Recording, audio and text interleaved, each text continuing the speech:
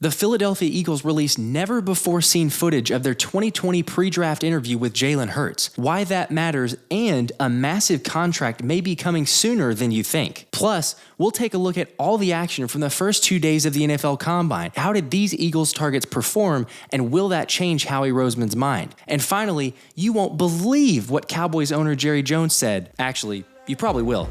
But first, let's run it.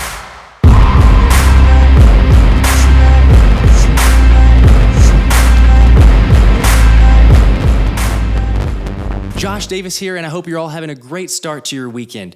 I want to thank you guys first off. We surpassed 500 subscribers, and that's huge. I really appreciate that, but I got a big favor to ask. We're trying to get to 1,000, so please, if you have not already and you love the show, please make sure to like and subscribe. I've enjoyed making all this content and looking forward to making so much more throughout the offseason, leading all the way up into training camp and preseason and beyond, but really appreciate you guys. Make sure to like and subscribe. You guys probably saw, but if you didn't, you have to check this out. The interview from 2020 that was released of Jalen Hurts' pre-draft interview with the Philadelphia Eagles. It is unbelievable to get this type of scoop and to see what went on behind the scenes. We knew that the Eagles were high on Jalen, obviously taking him, and it's turned out better than anyone could have dreamed or imagined. But we get the behind the scenes first time access at it. So take a look at this video. Glad you're here. You get the comfort chair. Why should we draft you? Coach, I'm a difference maker. I'm a dog. I've been able to kind of cement myself in 2 prestigious programs. I think I've been able to I think people have found a way in both places to follow me. And I'm not going in this deal, going in these places saying, hey, come on, y'all got to follow me, or, that's earned, that's not given. And people leave because their peers let them. I don't know, for some odd reason, people follow me everywhere I've been. I can make every throw, make every play. I don't put a ceiling on how good I can be. I think that I can't say the sky's the limit, because I think I have that much, and I'm confident in that. I'm a student. I want to learn. I just want to maximize all of this I have so I can be the best I can be, and be an asset to some people, an organization. So you got an interesting path. You traveled, going to Alabama, winning, and then graduating and going to Oklahoma. Tell us about that journey and decisions you made, and how you ended up at Oklahoma. Yes, sir. For me, I decided to go to Alabama because I felt like me and Coach Saban were compatible. Saw things the same way. I was very interested and bought into the process he always talked about, and the approach he took, the business approach, the competitive nature he had. So I was all in on Alabama. I only took one visit. That was Alabama. I go in there my freshman year, and I earned so much respect from my peers because I early enrolled and I was 17. Just being around those guys, Ruben and Eddie Jackson and Jonathan Allen, all those guys, I guess I earned some keep from them, if you will. We played my freshman year, went to the national championship. We ended up coming up short. We get back. The stuff doesn't go as planned, obviously, but for me, we're back. The biggest thing for me was getting back and winning. So we got back and we won. And now, okay, what's Jalen going to do? Everybody wondering what I have in store for my future and all that. I ain't saying nothing. I'm blocking out the noise like I've always done. Keeping the main thing, head down and working. I'm a competitor. I competed, and it unfolded the way it did. So now, teammates are saying, Jalen, why you still here? But my dog, I can do this, And they didn't realize how much they meant to me, and my degree was very important to me as well because I early enrolled. So I wanted to graduate in 3 years and handle that, and that's something I was able to accomplish. I got it in public relations, and so I get my degree, and off to Oklahoma. I went there not to win any personal award, achievements, or nothing like that, but I want to win Coach Riley a national championship. You know, being a guy that's been there, been in that game 3 years in a row. I didn't care what the school was. I wanted to win the national championship, and we came up short. So I think I'm hungry, and I'm excited to see what's to come. Hey, Nolan, we're going to get into a little bit of your tape here. So this first one's going to end up great, though. We want you to give us as much as you can here with your recall, play call, situation, why y'all called it, all of it right here. So you're starting an empty set, short motion in the back here. This is third and long. Right, so we call this spread. So we go spread, we go to double seam. So I tell my O-line double seam. They know that that's a 5-man protection. In this system, I had no protection responsibilities. I wouldn't coach to worry about those things. I know I have a throw behind, so I got a vertical route by 11, and versus one-on-one matchup, if I like that, prefer versus press, I'm going to take that. 14 is going to take the roof off for a love of the game route, and we all know those. You know, receivers hate them, but it comes with the territory. CD is going to run a 15-yard dig. He ends up throttling down right here, so he ends up curling up. You know, we make it work. And I got chips by my tight ends, and he's getting to the flats after he chips. I end up going 5-step drop right here, but I was coached to do 3, and in this system it was different from the footwork and how we handled it. And just being able to adjust to those things. Some of them was different, but a lot of it was effective. And even talking about the protection part of it, like, for instance, at Alabama, you know, I had hots. Now, we had certain protections where, put it this way, we prepare and we manipulate it with moving the back. So we will always find a way to pick it up. Yep. You know what I'm saying? So we rarely were hot. And if we were hot, we had it built in with some drive routes or quick outs or whatever it had. At Oklahoma, it was a little more open. So there were times where I had to look at the rush to see if I was hot, based off of the way I was coached. You know, we really didn't key safeties in that system. We really didn't worry about those things. But I know there's some clips where it's like any pressure, throw this quick game or whatever it is. But what's not to like about Jalen Hurts? I mean, that again, it is phenomenal to get that inside scoop, to hear how he understands the game. I mean, his incredible knowledge of the game, obviously, but what really stands out to me is, did you hear his answer? He says, I'm a difference maker. I'm hungry. And his humility, too. You don't hear a lot of star players, and obviously I know at that point he's trying to get drafted and you know, make the best impression and everything else, but a lot of times you see guys interview a certain way, and then as time goes on, you're like, oh, that's not exactly who I interviewed. It's a different guy. But Jalen, as we've all seen, is the exact same guy. The guy that you heard and saw in that interview there is the same guy that we heard after the NFC Championship game, after he's won all these accolades, after he's an all-pro team member, after he's the NFC Offensive Player of the Year. He's the same guy. And so I think that speaks volumes for his character, and we've said it many, many times, but the personality that he is, or that he has, his quiet strength, his leadership mentality. I mean, he says he's doing it for these guys. And again, that is just very special and something that you don't always see.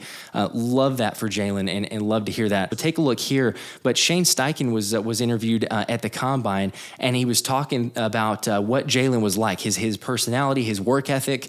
And again, this is probably not a big surprise, but Shane Steichen said at the Combine this week that Jalen Hurts walked into the Eagles building at 6 a.m. and left at 9:30 p.m.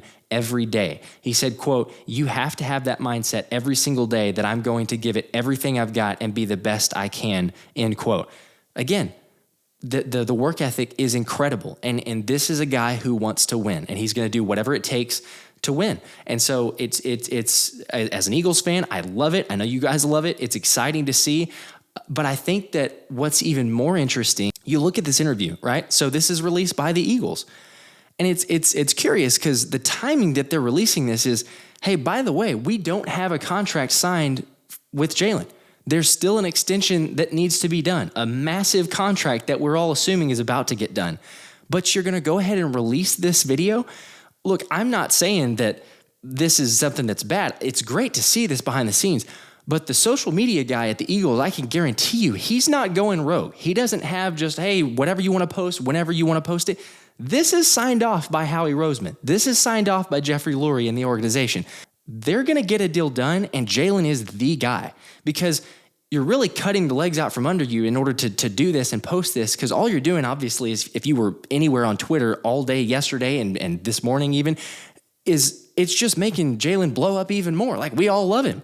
And it's getting more and more people to jump on the bandwagon. Well, guess what? This is giving his agent all the firepower they need and some to be able to say, no, you got to pay my guy now. It's interesting. I'm thinking and hoping maybe this is a sign of saying, you know what? No, we feel comfortable with where the talks are. I know there's been some rumors and some speculations of things are not quite where they expect to be. That the talks have died down or maybe stalled a little bit. But there's got to be some reason. Otherwise, Howie wouldn't also jump on an interview and say, he's going to get paid. He deserves it. He's going to get a big contract. So it'll be interesting to see what they do as time goes on. But I think a deal is coming. I think sooner rather than later. I wouldn't be surprised if next week we see a deal that gets signed. You got to do it and move on forward. But I think that's telling. I really think that's telling of what the Eagles organization is going to do, what Howie's going to do, because he's kind of getting rid of all the leverage that he has.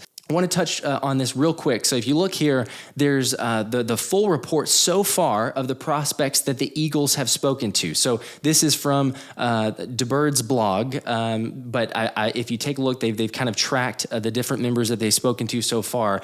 And it's interesting. I'm not going to read all the names here. You can take a look while it's up on the screen. But Dorian Thompson-Robinson, quarterback out of UCLA, like, you wouldn't think it. My initial thoughts were like, oh, wait, why are we looking at a quarterback? We're about to sign Jalen. We've got our man. But again, as Howie's proven, you always have to go in every different direction. You kind of have some surprises. You're not doing things based on what you did previously. And you can never be too sure about quarterback and get someone as a backup. Dorian Thompson-Robinson plays very similarly to Jalen Hurts, so maybe that's a thought in there.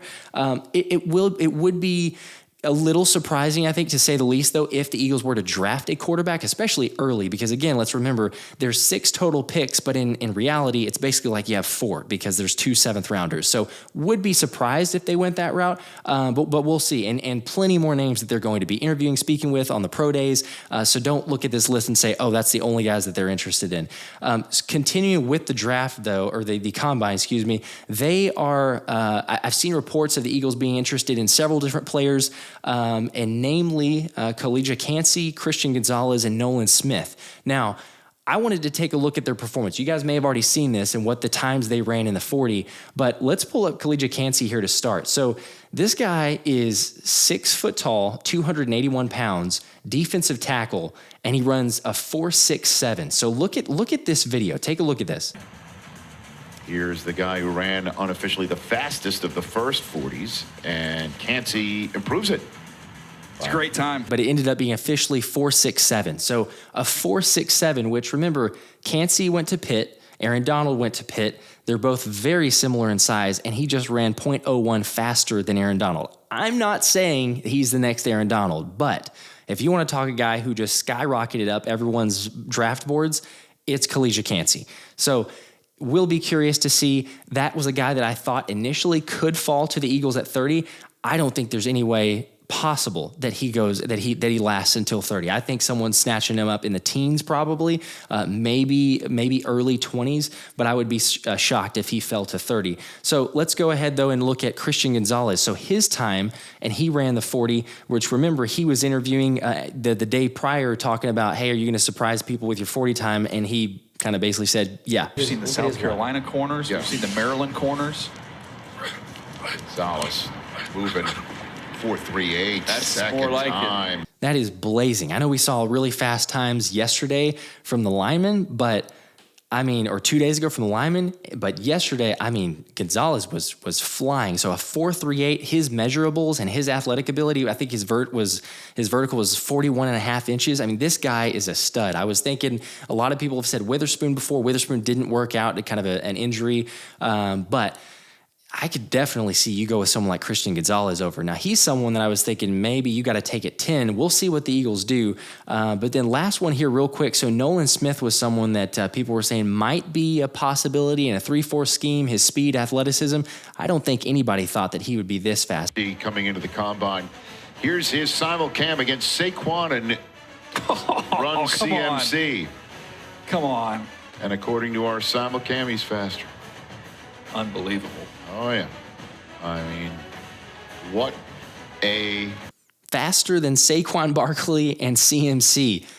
I'm just saying it would be hard to pass up. I don't know necessarily that you grab him at 10. I don't think he would last maybe till 30. It'll be interesting to see what happens here, but just at the numbers right there alone, a 4.39 for a 40-yard dash out of a defensive lineman / edge rusher, that would be wreaking havoc in the backfield. So again, we'll see what they do. A lot more coverage to come on the combine today. Obviously, we have the quarterbacks, wide receivers, tight ends. Real quick, can you believe it again? Jerry Jones. I was going to say, can you believe it? It's crazy. But again, we've said on many shows before, the Cowboys are insane and the Joneses are insane. But look at this quote. Look at what he says here. So this came from The Score, and Brendan, I don't know if it's Deej or Deeg. I haven't met him before, but follow him on Twitter. But he writes here, quote, Dallas Cowboys owner Jerry Jones believes quarterback Dak Prescott and Tom Brady could have a similar career arc. Just as Brady became, in my mind, better and better and more impactful on how they won as he got into his career, I think Dak really has those qualities. I think he can get better, Jones said, according to Michael Gelkin of the Dallas Morning News, or the Dallas News. And then he went on to say further, when you do what you do today and invest in a quarterback the way you do with these premium quarterbacks, that automatically has to be diminished. And when you ask me the supporting cast around him, it'll be hard to get the supporting cast the way we did when he started his career, end quote. In what world is he going to be like Tom Brady? Because he better get going. Brady's got 10 Super Bowl appearances, 7 Super Bowl rings, 5 Super Bowl MVPs, and Dak is 0 on every one of those categories. I mean, I'm sorry, but it's hilarious. It's comical. The fact that Jerry Jones is always good for a really great soundbite because he has these fanciful ideas that somehow this is going to work out. And you know what? Keep trying it with Dak because we love it more and more that way. Anyway, funny, and just had to share that with you guys. But love to know what you guys think here about Jalen's interview. Let me know in the comments below, as well as who we should get. Did it change your mind as far as some of the draft combine, some of the results there? Be sure to like and subscribe. Again, appreciate all that you guys are doing. But until next time, I'm Josh Davis, and this has been the Philly Special.